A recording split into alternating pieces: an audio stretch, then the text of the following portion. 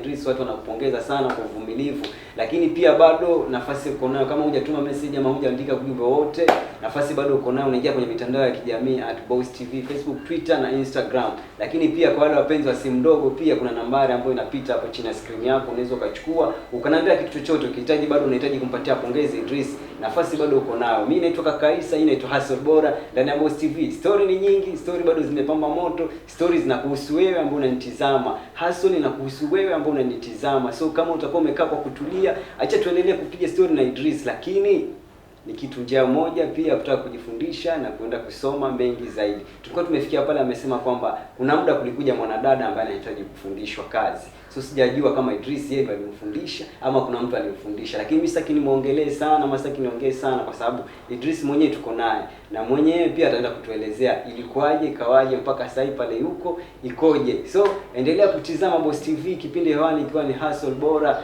mjanja wako Kakaisa, ama ukipenda Bahari ya Mpambanaji, na husika kumshua kwamba unapokaa, unapotulia, unapotizama Boss TV unaweza kuenjoy, lakini si kuenjoy tu, naweza kukufundisha kwa njia moja ama nyingine. So Idris, umetuambia kwamba kulikuja mwanadada anataka kufundishwa kazi. So ikawaje sasa?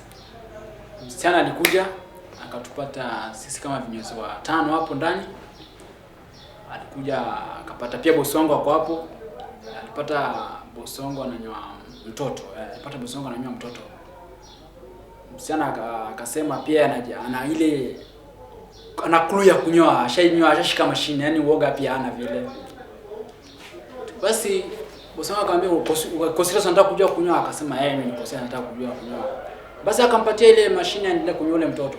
Akampata bado hayuko sawa, hata mimi akaniambia Idris unaonaje, nikamwambia bado. Hata lakini kama nataka kujua kunyoa tutamfunza, atajua kunyoa. Atajua kunyoa. Hata sisi tulifunzwa pia, hakuna kitu ambacho huwezi. Uliposema hivyo uliangalia ule mwanadada sura yake ilikuwa inaonyesha nini baada ya kumsema kwamba baada ya kuulizwa kwamba unamwonaje mwanadada, lakini ukasema bado. Mwanadada? Mwanadada hata kufanya correct yote, aliona tu sawa, anasema pia nataka kwa sababu alikuwa anataka kujua kufunjwa. Hakuna vile, maana hata mimi mwangalia nikajua pia. Maana kipa nishakuwa star sasa. Najua mtu amejua kunyoa, majijua kunyoa. Kwa hivyo nikamwona hajashtuka, ako sawa tu, anacheka. Basi akapoa ile kunyoa pale, nikamwangalia nikamwona bado. Chris akabidi achukue ile mtoto amalizie. Akammalizia, mwanadada akakaa hapo. Tukamwambia basi utaanza lini? Akasema hata kesho nitaanza. Basi akawa anakuja pale. Wote vinyozi wetu tulikuwa tunachangia kumfunza, umeona. Lakini siku moja Bosonga akaenda nyumbani, akatocha pale. Sasa yule msichana akakabidhiwa mimi. Sasa msichana akakaa na mimi nikaona nanyoa pale, naweza nyoa mtu hapa. Anampiga kati amenyoa pale, anampiga kati, ashaanza amenyoa kunyoa, amenyoa kiasi. Lakini sasa kati ilikuwa inamsumbua, anampiga kati vibaya. Na nyoa mtu hapa na acha mtu bana kurekebisha kati pale. Namwambia kati inapigwa hivi. Lakini usikue na hasira nini na nini, kati hivi na hivi na hivi na hivi. Namfundisha sasa kunyoa. Msana akaja akajua kunyoa. Mpaka sasa yule kana msomo na Somali pia mnyoa Somali nikamfundisha mpaka akajua kunyoa. Mpaka hiyo akajua kunyoa. Sasa ikawa imefika mahali sasa hata watu wakija pale taxi tu wanyoe, anataka mwanamke ndo amnyoe. Unajua kutoka opposite sex. Wewe ukienda kwa mwanamke unataka mwanamke kunyoa. Ukienda mwanaume akaenda kwa mwanamke hivyo unabadilishana hivyo, unacheki. Mambo ni kama haya. Basi tukakoa vinyozi ngapi? 6 sasa. Kila mtu, lakini hakuna mtu anakosa na hakuna mtu anatoka bila pesa pale. Na watu wanakuja kama kawaida. Wanakuja kama kawaida. Tunanyoa hivyo. Tukanyoa sasa Chris, mimi nikakuja tukaje tukapishana kidogo na Chris. Maneno tunajua sema wafanyikazi, umeelewa? Tukapishana kidogo maneno na Chris. Basi mimi nikaamua kuacha hapo, nikakaa. Kwanza kuna jamaa alikuja hiyo kinyozi, alikuwa anafuka kinyozi next hapo. Akawa anataka kuninunua niende kinyozi yake hapo. Sasa anajua ni kwa Chris ni hapo, kwake ni hapa. Nikamwambia hakuna vile naweza toka hapa niende hapa. Hii ni picha gani? Haiwezi. Kama naruka mavi nakanyaga mkojo. Umeona sasa hiyo ni nini? Nakanyaga mkojo, nakanyaga kama siwezi, nitakuwa ni picha gani kumuonyesha Chris? Siwezi fanya hii. Siwezi fanya hii. Kizingatia Chris ni mtu ambaye amemtoa mbali na ametoka mbali, siwezi mfanyia hivyo, umeona? Basi Chris ukishana kidogo, mimi nikamwambia sawa. Haina shida, mimi nikajitoa. Sasa kuna best yangu alikuwa anauza mambo ya steam hivi electronic hapo. Nilikuwa nakuja nakaa hapo. So umeacha kazi ya kinyozi. Shaacha kazi ya kinyozi, sasa nikaa hapo. Sasa huyo jamaa anakuja anasema, customer anakuja akiniona hapo ananiambia nataka kunyolewa. Unajua mimi sina pesa na nataka pesa. Naambia kuja nikunywe. Nikamwambia nenda kwa yule pale, anasema hapana, mimi nataka uninywe. Sasa unajua nilisema mimi na sisi mnywa pale, maana tulichora na Chris. Sasa hiyo kinyezi kwa hapo nyuma jamaa alipata mtu, kana napeleka hapo na mnywa. Pale ananywa na shilingi 50. By the way hata Chris mimi ndo nilimbadilishia bei ya kinyozi. Yeye alikuwa ananywa na pesa ngapi? Yeye alikuwa ananywa na 70 na nyingine ananywa na 50. Mimi nikaja pale. Juu nikiwa pale nilikuwa nasoma, akati niko pale kwa Chris. Niko pale kwa Chris na bado naenda kusoma college, nasoma computer. Nilikuwa nasoma computer. So kumaanisha mbali na kuwa wewe ni kinyozi, bado una ujuzi mwingine unafanya. Na ujuzi mwingine nafanya. Sasa nilikuwa nasoma computer. Ni kila naenda natoka asubuhi nyumbani masaa mawili tu. Nilikuwa nasoma 2 hours. Narudi pale. Sasa kule nikatengeneza zile kuweka ile bei. Ile katasi ya kuandika kama ni kuchora style pale, kama ni men styles, lady styles, kids style, na hapo naandika bei hapo chini. Kanya nikabadilisha nikabandika pale ni 100 kunolewa. Kwa nini uliamua kwamba ubadilishe? Kwa sababu niliangalia mambo, mahitaji yamekuwa ni mengi. Na ile pesa napata pale ni kidogo. Alafu mambo unajua kadri siku zinavyokwenda maisha yanazidi kupanda. Umeona? Kiangalia pale spirit pia ilikuwa imepanda. Sasa unajua hata Chris nikambadilishia bei. Custom by the way walikimbia. Nikamwambia Chris, customer wako ni vinyo utamzoesha. Hao kwa sababu unaonywa vizuri, amejua siku unaonywa vizuri watarudi. Wakapotea kidogo na wakarudi. Mara kwanza Chris kuja kuona kama umebandika ile karatasi, bei imepanda. Kitu gani alikwambia? Si nilibandika. Nilimwambia kwanza, tukanga muuliza, naweza badilisha bei? Naweza kutengenezea bei vinavyo? Akaniambia ni sawa. Nikaleta tukabandika. Tukaagree pamoja. Tukabadilisha tukaweka pamoja. Nikamwambia lakini nafaa uelewe, kuna wale watakuja, kuna wale watakimbia. Na hata wao watakimbia watakuja kurudi tu siku moja. By the way walikuja wakarudi pia. Kwa hivyo baada ya nani kuweka ile karatasi wakakimbia watu wakakimbia. Unaona, so biashara ikashuka kidogo. Hakukasirika Chris. Chris hakukasirika. Kwanza akasema nilivyoambia customer ni utamzoesha biashara, venye utamzoesha na atakuja. Akasema ni sawa. Imagine Chris hakukasirika na alichukulia tu vizuri, akachukulia poa. Hapo ulikuwa unaweka pesa ngapi kwa siku? Kwa siku watu walikuwa washapungua, sasa kwa siku ulikuwa unaweka pesa ngapi? Kwa siku kama nilikuwa napata 1000, naweza pata hata 800. Pesa ilikuwa inaenda mingi sana, hizi 800 hata 700 unatoka nayo unaanza kwa siku mnagawana kama 350 kama 700 350 350. Unajua hiyo si pesa kidogo kwa siku, tengeneza 350 kesho utengeneze 300 au 200, si ni pesa nzuri? Ni kujipanga tu. Kuna kidogo ni kujipanga, nilikuwa tunasema. Sasa wakaja tu wakakuja wakapotea, baada wakarudi. Walivurudi tukaendelea kuanywa na hesabu ikawa ni 100. Unaona? 100. Maana yake kwa sababu gani? Pale walikuwa wameweka Msomali ni 100 au wengine ni 70. Nikamwambia wote si ni binadamu. Bei inafaa ikuwe moja. By the way bei ya Msomali ni 100. Maana siku moja nilisikia Msomali mmoja akilalamika, mbona sisi ni 100 hawa ni shilingi 50 ama 70? Kwani sisi ni binadamu sio na nywele kama sisi? Hiyo kitu nikaifikiria sana. Ndio nikamwambia advise Chris tubadilishe bei. Tukabadilisha ile bei sasa. Kunywa ni 100. Ikawa kila mtu ni 100. Ukija huko na nywele gani ni 100. Mtoto tulikuwa tunanyoa 30 tukabadilisha 40 bob mtoto. Ndevu tulikuwa tunanyoa 30 tukabadilisha ilikuwa ni 40 bob. Basi biashara ikapik tena. Tukawa tunanyoa sasa hivyo. Biashara ikaendelea hivyo. Sasa baada mimi kutoka pale tukoshangisha nikatoka nikaenda hapo. Sasa customer akija, anambia nataka kunyoa, anambia kunyoa pale. Anasema si mimi nataka uninyoe. Nikamwambia siwezi nyoa pale. Basi tafuta mahali tunaninyoa. Sasa mimi nampeleka pale, yule jamaa alikuwa ananyoa na shilingi 50. Sasa njoo nikifika pale nanyoa na 100. Kwa sababu ananyoa na 50, kisheria nafaa nimpe 25 bob. Sasa kwa sababu unajua nile route siwezi nipa 25, nampa 30 bob natoka na 70. Sasa nilikuwa kinyoa hata kama customer 5, natoka na pesa yangu nzuri. So bei ya kule jamaa alikuwa ukienda alikuwa ni 50. Lakini ukajiwekea kwamba mimi nikienda pale nanyoa na 100. Sikujekea kwa sababu ni customer wangu na nilikuwa namnyoa na 100. Obviously nikimnyoa atanipa ile 100. Hawezi nipata pesa hiyo chini hiyo. Na ajui pale yule jamaa ananyoa na pesa ngapi. Na hata akijua hawezi nipa shilingi 50.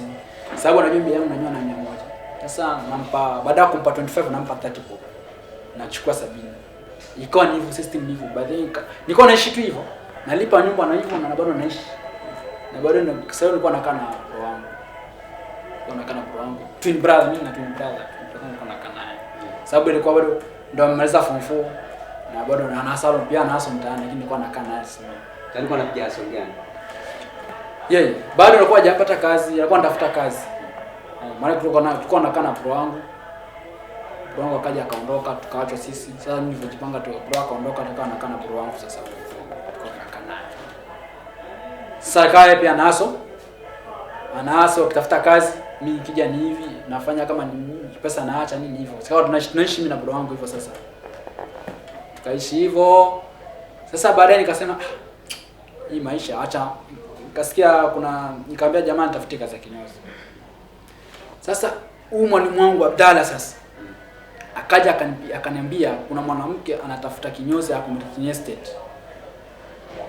Nikamwambia basi mimi niko sawa, mimi bora nilipe poa, tutaelewana mimi na yeye. Sasa akawa nikifuatilia story, Abdalla ananiambia mwanamke sijui haeleweki. Nikamwambia achana naye kama ile kusilazimisha kazi.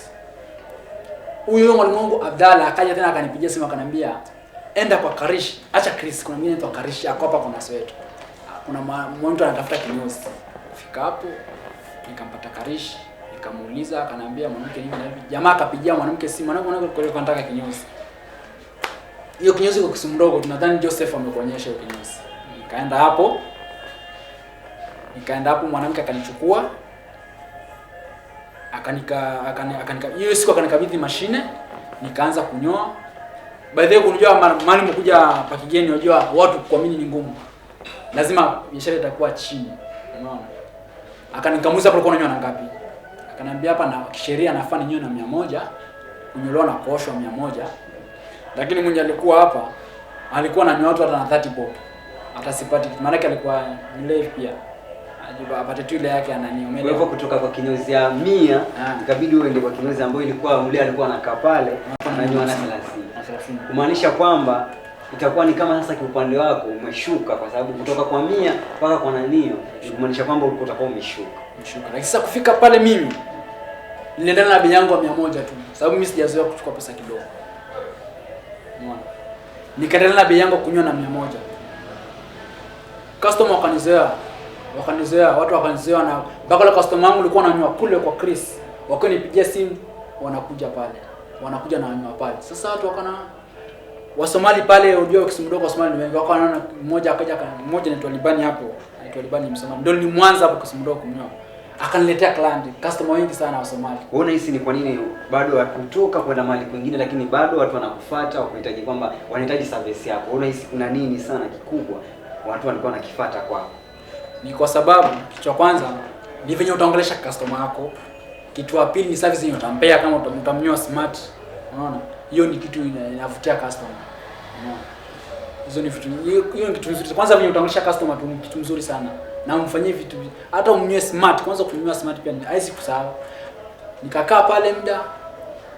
Nikakaa hapo nikasema nikanyoa muda mrefu pia. Hapo nimenyoa pia muda mrefu sana. Nimenyoa kama miaka 2 pia hapo. Miaka 2 miaka 3 nimenyoa hapo. Ingawa pale pia pesa ni mshahara ilikuwa ni kidogo sana.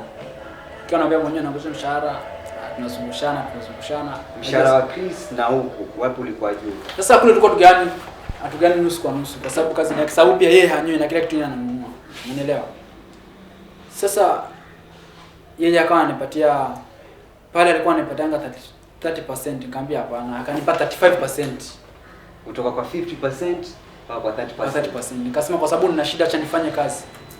Mpenzi mtazamaji, najua hapo ulipo kufikia sasa hivi bado kuna kitu ambacho tunaenda kukisoma sana. Najua kama umekuwa makini pia kuna vitu vingi ambavyo umevisoma, kwa sababu tukiangalia katika historia yake ambayo anatuelezea ni kwamba kuna wakati inakuja anapanda na kuna muda anashuka hivyo. So mabonde yamekuwa mengi sana, kwa sababu amesema kuna muda kidogo alikuja akaacha kwa sababu ya sababu mbili tatu hivi ambayo ilimfanya asiweze kufanya hiyo kazi. So akaja akaacha akakaa, lakini hapo mtikamao kwa sababu passion yake ilikuwa bado ni pale pale kufanya kazi ya kinyozi.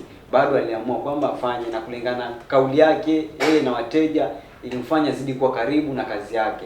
So akaendelea. So pia ni njia moja nataka kufundisha kwamba wakati unapofanya kazi kwa roho safi, kwa wateja wako pia nao wanaridhika kwa moyo safi, na kazi inakuwa ni nzuri na hustle inakuwa ni bora. So kwa sababu yeye alisema aliondoka, lakini kwa sababu alikuwa amejenga uhusiano mzuri wa kazi na marafiki zake na wateja wake, bado kazi yake iliendelea kama kawaida, japokuwa changamoto zilikuwa zinapanda na kushuka kutoka kwa 50% mpaka kwa 30%, lakini haukata tamaa, kaendelea kupambana. Si nini? Ni hivyo bro. Yes. Usikate tamaa. Sasa mimi nikawa nafanya hivyo tu. Unakuta sasa pesa yangu mimi kwa sababu naona ni pesa kidogo, nachukua 35%, siku nachukua kila siku hiyo pesa. Nachukua kwa wiki hiyo pesa. Ndio nini vendai balance, vendai bana mwenyewe najipanga vipi na hiyo pesa. Basi nikawa ni hivyo, nikafanya kazi miaka kama 3 hivi hapo kwake. Nikaja nikamwambia niongeze mshahara, akakataa. Kwa sababu nilikuwa hata sijajua nitafanya. Hapo kazi inaendelea vizuri. Kazi inaendelea, maana sasa nilikuwa naweza ingia hapo asubuhi. Naweza kama kwanza weekend naingia hapo asubuhi kama saa 2:30, naweza simama mpaka saa 3 usiku na nyoa. Hata lunch sikuli. Hapo ulikuwa tuseme roughly ukikumbuka hivyo ulikuwa unaweka pesa kama ngapi? Hiyo ni kwa siku hapo kwa siku naweza tengeneza kama tenga 2, mimi hata na tenga 3 kwa sababu naweza paka mtu, naweza nyoa mtu ni mscrub na nimpake dye mimi na bado mimi ndo nitamosha. Mimi niko peke kazi, niko peke yangu. Vitambaa mimi nitaosha mimi peke yangu. Niko peke yangu. Kwa hivyo hapo ulikuwa uko peke yako. Niko peke yangu. Kwa 6 lakini uko kuja. Pale niko peke yangu, man solo. Jeshi moja na nafanya kazi. Lakini mwenyewe haoni. Unajua matajiri bana wanakuaga namna hiyo bana. Ama vipi bro? Nakuaga nichoona kwa hivyo. Lazima utumie. Na ili uje ukue mahali unataka mahali upate chako ni mpaka utumike ndio upate chako bro. Yaani kitu nafaa ujue. Kwa hivyo lazima utumike, lazima utumiwe na ukubali manyanyaso yote, lazima utumiwe. Liga kiwa mkorofi bado unavumilia. Vumilia tu wewe, vumilia. Yaani ukomaa kama mwanaume. Wanasema bosi akosei. Wengi wanasema bosi akosei. Bosi akosei. Unajua bosi anaonaga kwamba yeye anaona kwamba yeye anakusaidia lakini pale mnasaidiana. Si ndio? Kwa hivyo nisipofanya kazi wewe upati yote. Hata mimi nisipofanya sipati yote. Lakini wewe utakuwa na pesa zako. Mimi ndo na shida zaidi, acha nifanye kazi. Unaona ni kitu gani mabosi wao wanahisi kwamba yeye hakosei ama yeye anafaa kuwa mstari wa mbele kwa kila kitu. Kwa sababu yeye ndo amekupa kazi bwana. Na najua ana pesa wewe una. Ndio maana anakufanyia hivyo, umeelewa? Mabosi wanafanya namna hiyo. Na sasa nafaa uelewe pia. Ukichukua una sasa karibu utaifanya kazi. Kakaa hapo kama miaka 2. Nikaja kaambia mwenyewe sasa nikiwa hapo Monday nilikuwa siingi.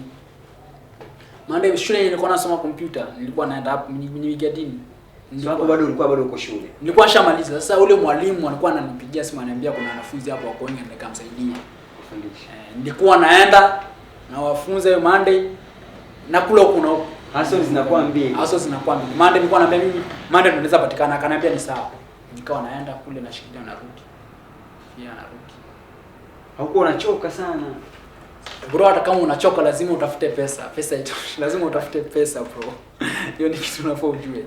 Lazima utafute pesa. Hata kama unachoka. Sasa ukiangalia ile pesa unapata, ukiangalia pesa ile pesa naipata Saturday. Na kule ukienda hiyo utafuta hiyo unaweza pata kwa siku. Unaweza pata kutoka hata na 300 au 400. So umekula. Umejaza maji kwa nyumba. Hiyo ni sawa, lazima ufanye hivyo. Ukule huko na huko.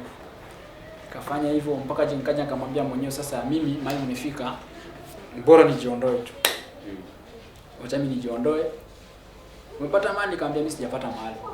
Lakini umeamua kutoka. Nikaamua kutoka. Nilipata mali, nikasema sasa siwezi mwambia simepata mali sababu tutakorofishana. Sasa nikamwaga kwa uzuri kabisa, nikamwambia mimi naenda. Lakini kuna mali nimepata.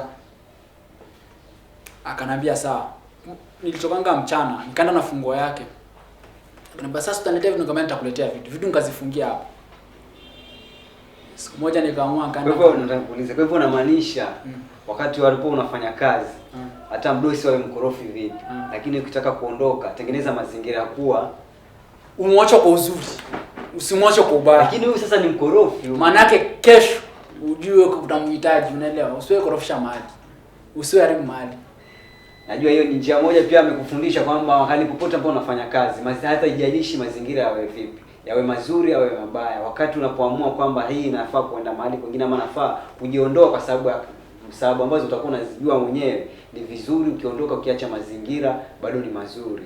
Kwa sababu amesema ni vizuri ukiondoka ukiwa na amani, ukimwacha kwa amani na ukiachana kwa amani, kwa sababu duniani kuna mambo mengi. Labda pengine huenda kesho ukamhitaji. So ikiwa pengine labda umetoka kwa nguvu, umetoka kwa ukorofi, itakuwa inakutia aibu pia kukataka kujiregea, kwa sababu tunajua tunapotoka tujui tunapoenda. So hiyo pia ni moja ambayo pia unafaa kuzingatia wakati unapopiga hustle. Ujue kuongea na watu vizuri, ujue kushirikiana na watu, hustle itakuwa bora. So ukaamua kwamba nataka kuondoka, ukapeana funguo. Sasa hivi funguo sikupeana, niliondoka na funguo. Sasa hapa mali hapa niko sasa hivi hapa. Kwenye niko sasa hivi. Nilipita na best yangu mmoja, huo jamaa huwa ni polisi. Nilipita naye tu. Umeona? Nilipopita naye tukaona hapa panatengenezwa.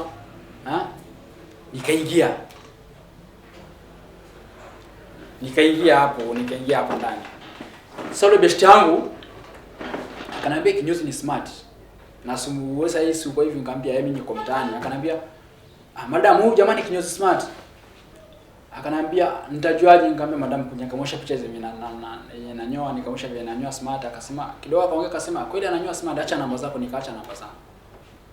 Nikaenda. Sasa hakunipigia simu mimi. Nikasema haina haja lazimishe kazi. Unajua nikaachana na yeye, nikaishia zangu. Kaja nikakaa mwenyewe, nikasema Yesu, ngapiga mwenyewe simu, akaniambia nimtafutie kinyozi. Nikamwambia kinyozi nitakutafutia, lakini nipe time, kinyozi mzuri kumpata ni ngumu. Yule bosi nilimwacha kwa uzuri, bado ananipigia simu, ananiambia nimtafutie kinyozi mzuri. Sababu sikumwona kwa bana, kuna fungo yake. Nikamwambia lakini nataka kuletea vitu zako. Nikaondoka nikaenda kile kinyozi, nikafungua.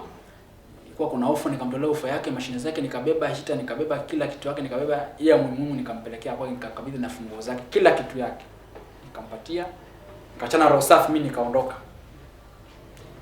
Nikakaa, nikaja nikatafutwa. Kuna demu mmoja anaitwa Magi, alituma akaambia, akasema kuna jamaa mmoja anajua kunyoa, lakini sasa akaja akanileta hapa sasa. Akaja akapatana na bosi wa hapa. So hapa akakutana naye, akaniambia unajua kunyoa, unajua ameshanisahau kama nilikuja nikaacha namba. Lakini mimi nakumbuka, na sikumkumbusha mimi nilikuja nikaacha namba zangu hapa.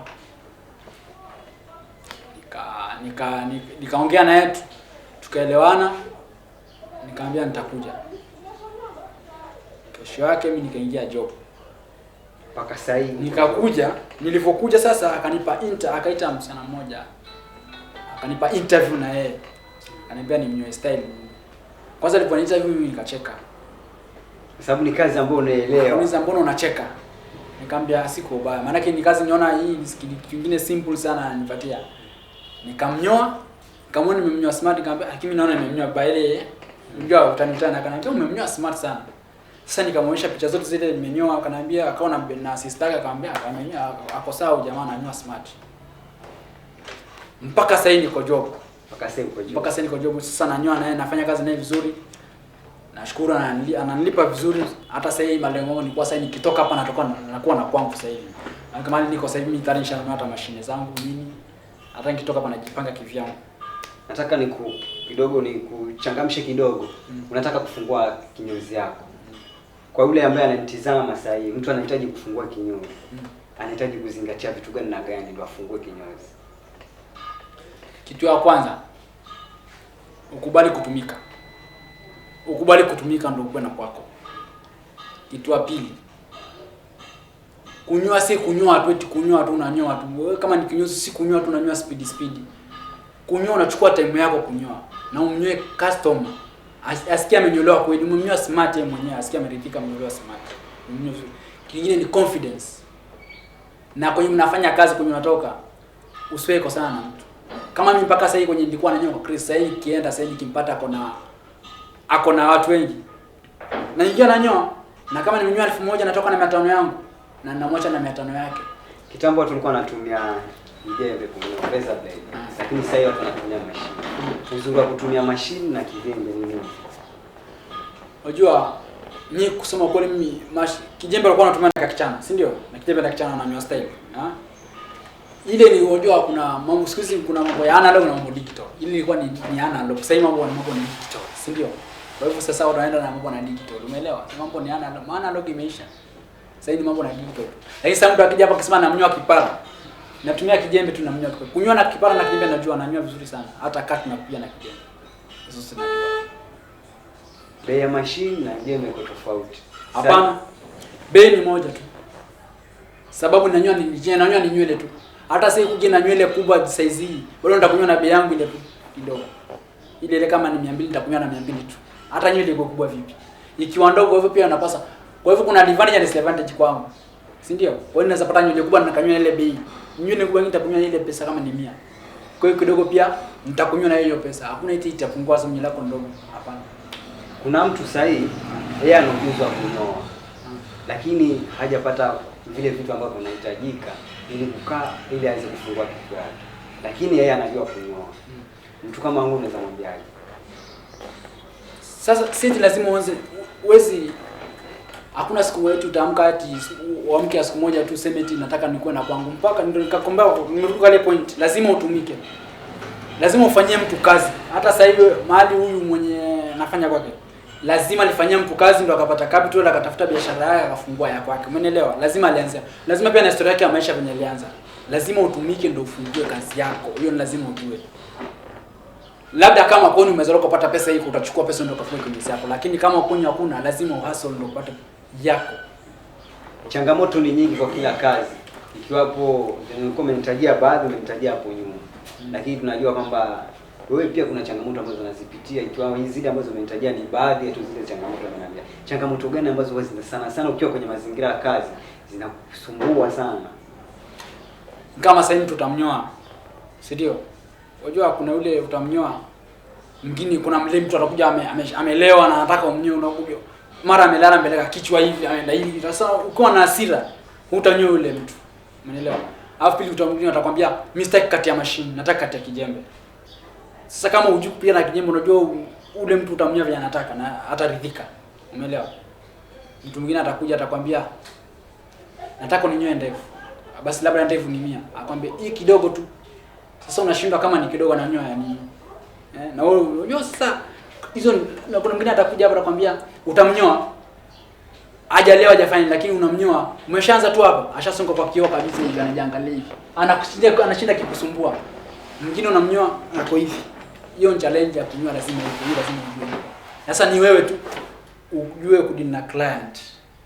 Client umchukue client vizuri, usiwe na hasira, maana uko na hasira utanyoa, utaifanya kazi ya kunyoa. Hakuna kazi ina challenge. Kwanza kinyozi ina challenge nyingine mbaya sana. Mtu mwingine atakwambia njoo, kutoa mwenye ataka umchore. Si ndio? Labda umchore one way ama umchore. Kama kuna zingine nimechora hapa, nimtumia Joseph hizo picha, Leona. Unamchora kitu kama Nike, unamchora kama zingine zimechora, unachora. Anakupa style hujaichora lakini utamchora. Mtu anakutolea picha kwa internet akamwambia ninyoe hivi. Hizo kitu unapatana nazo. Na mimi nashukuru Mungu hakuna kitu ulionifunga ni ya nini? Hii nimekufunga. Hii inaitwa roll neck. Kikufunga hii. Nikiweka hii kitambaa hivi. Alafu sasa nikija nikikunja, ina maana nywele isiingie. Alafu hii kitambaa inafungwa na watu wengi. Unajua kuna ugonjwa wa ngozi. Sasa ikipita hapo, ikikufungia hapo, nikiweka hii kitambaa, ugonjwa ngozi zikushika. Kwa hivyo mnazingatia pia health pia. Health pia ni kama vile machine. Si lazima machine sterilize nioshe. Pale wenyewe kuna sterilize yenyewe kwa pale na sterilize machine, lakini ndio unajua kuna watu waamini kama muoshe machine ndio waamini wa sterilize machine. Kwa kuna mtu aliniambia kwamba kinyozi si fundi. Fundi ni yule ambaye unamwachia kitu chako anakutengenezea, kumaanisha kama carpenter ndio ni fundi, lakini kinyozi kwa sababu umwachii kichwa yeye si fundi. Wewe unachukuliaje kauli hii? Mimi najua kwamba kinyozi si kwamba si fundi. Unaambia fundi mzuri ni kinyozi. Manake mnamalizana hapo.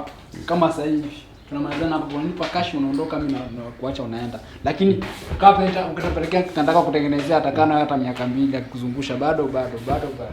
So alafu nasikia nyinyi huwa mnakuwa waongo sana. Ni kweli? Uongo kivipi? Eti nyinyi huwa mnadanganya watu sana. Unaweza mwambia mtu kwamba mimi naweza kukutolea ua fulani kwa kichwa, lakini ukashangaa hajatoka ua. Sisi kwamba naweza kuambia eti nitakutoa wewe, ndo unasema unataka kuchora design gani nikuchore. Mimi acha nimwachie yule mtu ananitazama sasa, atakuwa ananichagulia style gani ambayo ni nzuri, atakuwa mimi ndo nakuninyoa. Lakini kuna hii mitindo mingi huwa sana mnanyoa. So ile mnaitwa wapi? Sana tunatoa internet. Sasa kama mimi sasa hivi siwezi enda kusearch hizo, lakini mimi naona kuna mtu huyu jamaa anaitwa Cubes huyu. Huyu jamaa ni Mwamerika. Nilikuwa namfollow sana YouTube. Yeye ananyoa sana nilikuwa namfollow. Lakini sasa ukija kuniambia kuonyesha style yako sasa hii, si unataka nichore hivi, na kuchora tu. Wewe unatolea nani yako internet. Wengi wanakuja na anatoa picha internet kama nataka ninyoe hivi. Unamnyoa hivyo. Nichore hivi, nachora. Ishatokea ukanywa mtu ukamharibu sana mpaka mtu akasirika akata kulipa. Ukweli ni kwamba nishanyoa mtu nishamharibu, lakini sijaweka. Wakati najifundisha kunyoa ndio najua kunyoa, bado sijashika touch vizuri. Mmoja nilimnyoa kwa Chris. Nilipomnyoa nikamaliza, nikamtisha pesa nafaa itishi, nimtisha 100, akaniambia umeniharibu, siwezi kukupa 100. Nitakupa 50. Na bosi wako anajua nini? Poa. Kachukua 50. Bosi yako akulalamika. Bosi pia aliona kama nimemharibu jamaa sababu nilikuwa sijajua kunyoa vizuri. Na akatulia tu.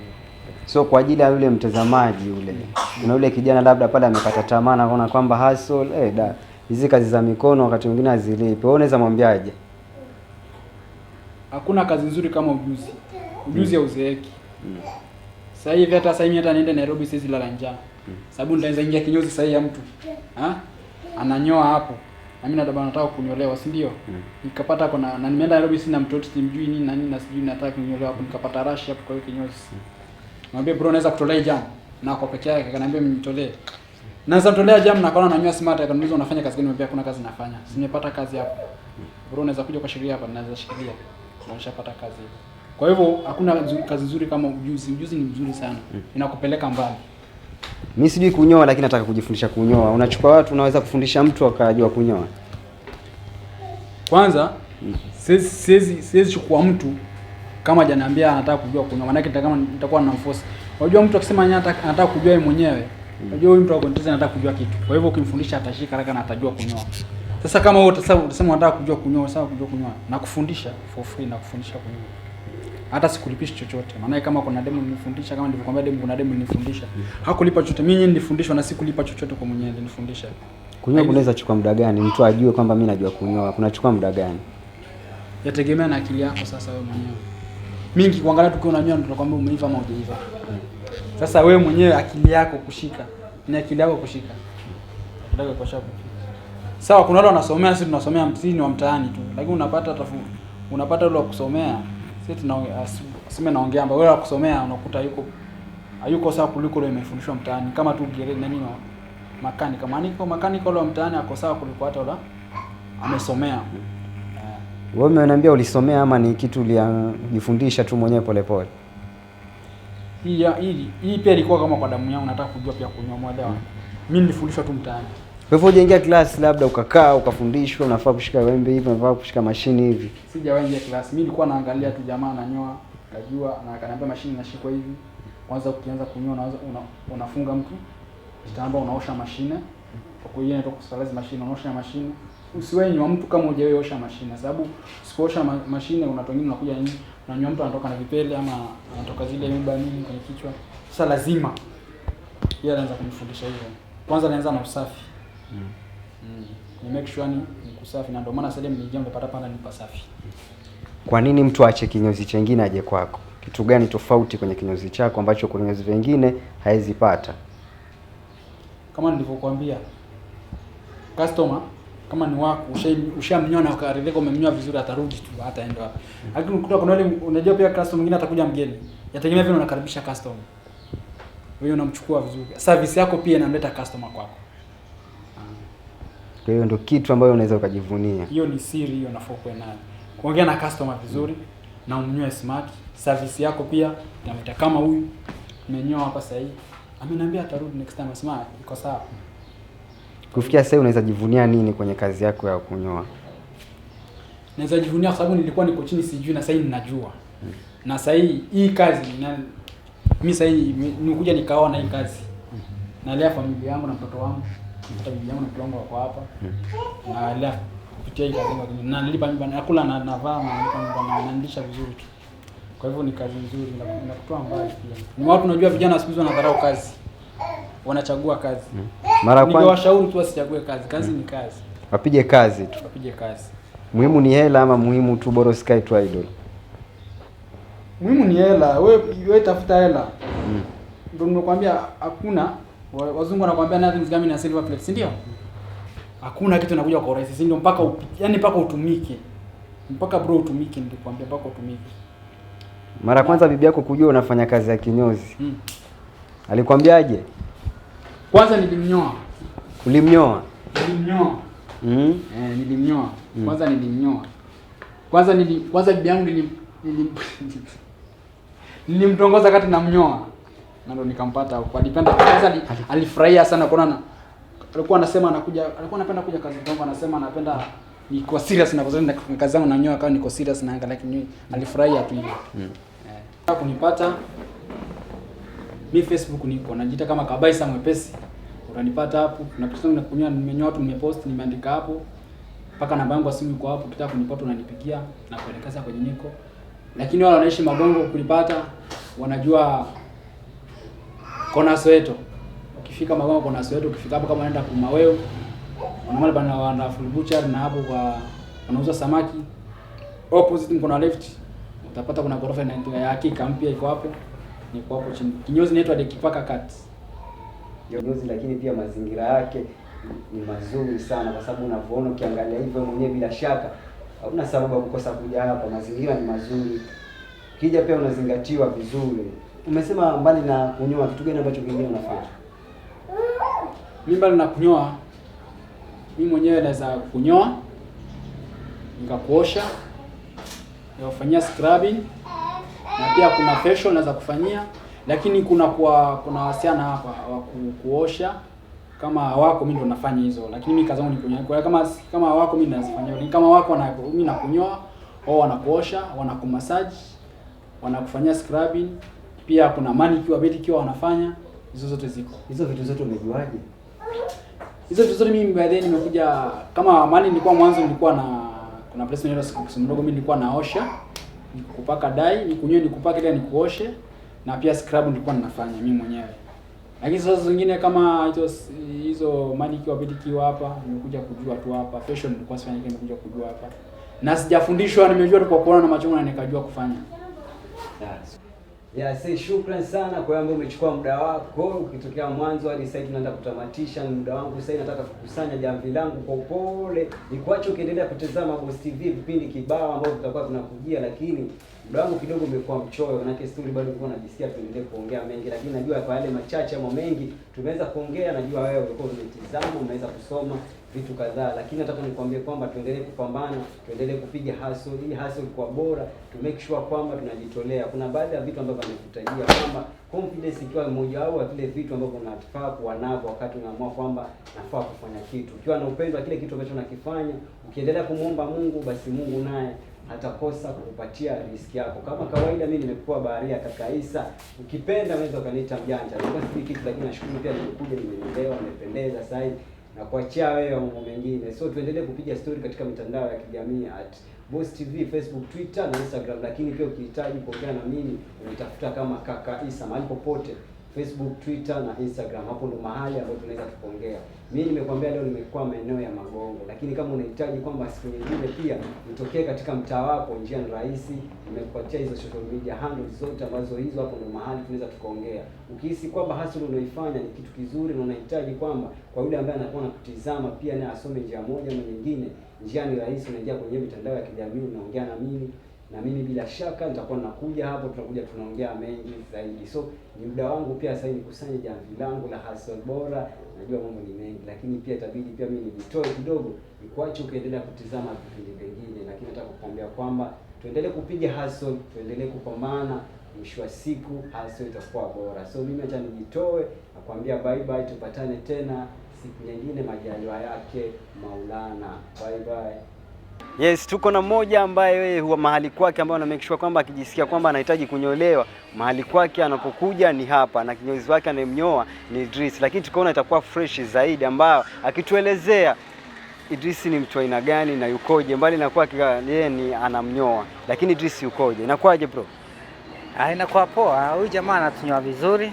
Hata mimi naona ako sawa sana kwa kasi yake. Ashai kunyoa? Ananinyoa mara nyingi sana. Ni vile saa hii sijanyolewa, lakini ataninyoa tena. Akininyoa hata huwa sitoki vimbals, niko sawa, yani hata nasikia tu niko sawa kabisa kama mtu mwingine. Kwa nini usiende kwenye kinyozi chengine uje hapa?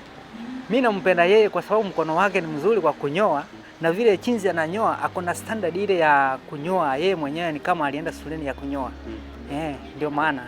Kuna hii kauli wanasema kwamba kinyozi si fundi. Fundi ni ule mtu ambaye unamwachia kitu, unaenda uje ukichukue kile kimetengenezwa. Lakini kinyozi yeye si fundi. Hii ni ukweli ama ni uongo? Kinyozi si fundi, ni ukweli. Kwa nini na sisi si fundi? Kwa nini?